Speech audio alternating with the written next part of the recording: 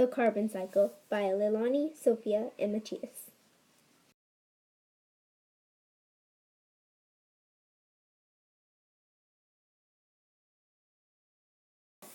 The carbon cycle is the continuous movement and storage of carbon among Earth.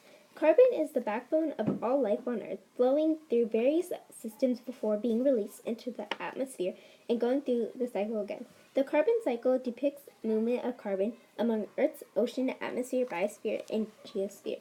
The reservoirs on Earth are the atmosphere, ocean, plants, animals, decomposed rocks, fossil fuels, and industry. Carbon passes through each of these reservoirs in a continuous cycle.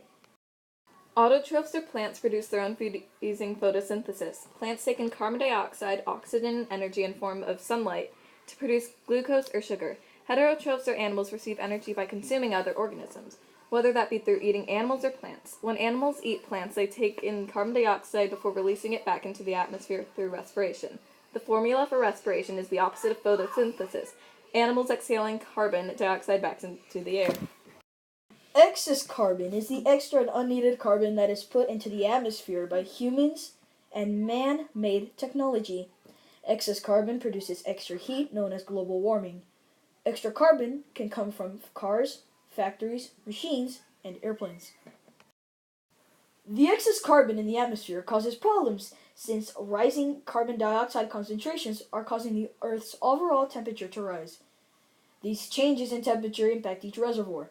For example, extra carbon in Earth's water causes the water to be more acidic and puts marine life in danger.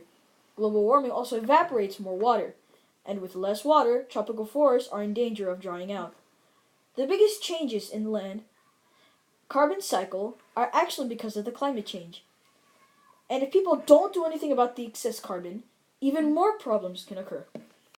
To reduce the amount of excess carbon being added to the atmosphere, people need to do things like carpool, turn off lights when leaving a room, unplugging chargers, and turning off TV or game consoles when not using them. These are all simple tasks that can help reduce the amount of excess carbon that people produce.